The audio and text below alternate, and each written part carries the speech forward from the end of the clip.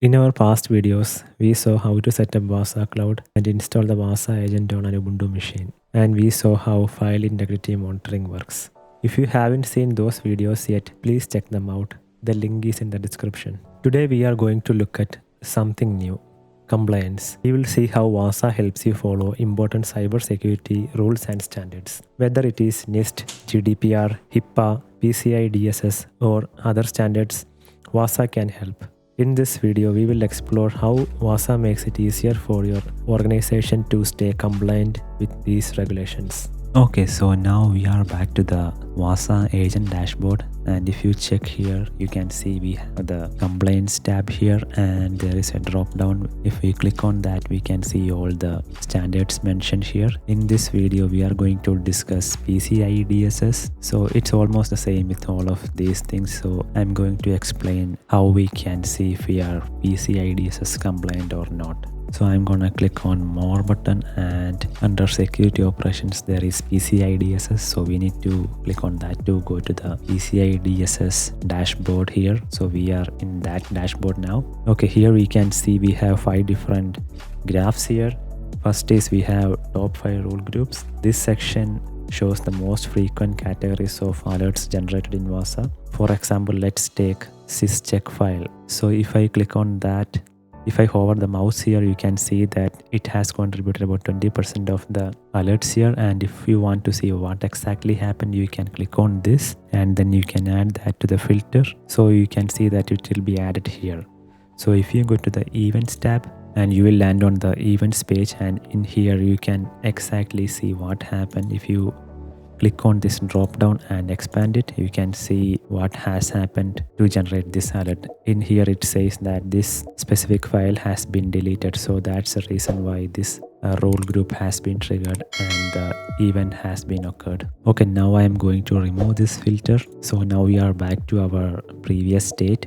So we can do the same thing with the top 5 roles. We can select either one of these and we can add them to the filters, and then if you go to the events tab, you can see the events based on that. So we can see some packet manager activities here by the dpkg. So same thing, if we expand here, you can see what happened here. So this is the full log here, so you can examine what happened in this event. Okay, now I am going to remove this filter and we are again back to our previous state. So now we have top 5 PCI DSS requirements here. Every cybersecurity standards have certain requirements that an organization is required to meet. So if you go to controls here, you can see that we have 11 requirement categories here for the PCI DSS, and we can see all the requirements listed here. I'm going to go into one of these requirements.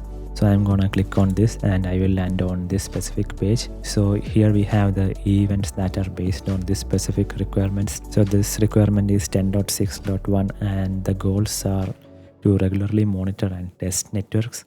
So this is a description for that specific requirements. So we may need to do some changes on our host device to meet this specific requirement. Okay, now we are back to the PCI DSS dashboard. So we have the PCI requirements here, and I'm going to expand that by clicking this button. And if you check here, the count is 27, which means that we have 27 alerts regarding the 10.6.1 PCI requirements. So coming back to the PCI DSS dashboard, finally we have rule level distribution here. So I'm going to expand that. So this actually shows the severity. Number 7 means higher severity, and number 3 means lower severity, and number 5 might be the medium severity. So in this case, we have 87.5% of alerts have been generated of the higher severity. So in these cases, we may need to check the device which are associated with this agent, or we may need to check the device where this specific agent is installed, because we have a lot of alerts with severity 7. In this specific situation, you may need to act fast if you are an organization that has to be PCI DSS compliant. As you can see, we have a lot of high severity things going on here. So you will need to take necessary actions based on the requirements which we saw earlier, so that you can become PCI DSS compliant. The next thing is we have a report option here. So if you click on generate report from the PCI DSS dashboard, so you need to click on this button. That will generate a PDF report. Once that is generated, you need to click on this button and then go to dashboard management, and then there is reporting button. Once you are in the reporting page, you can check the report here. All you need to do is click on the download button and you will be getting a PDF report for you. So if you are looking at the report, our report is not looking that great. So if you are a company that needs to be compliant with PCI DSS, so the PCI DSS is a global data security standard adopted by payment card brands. So if we are storing the payment card information of our customers, then we may need to make a lot of changes here to be compliant with PCI DSS. And once we have made all the changes, we can create another report and see whether we are now compliant with PCI DSS or not.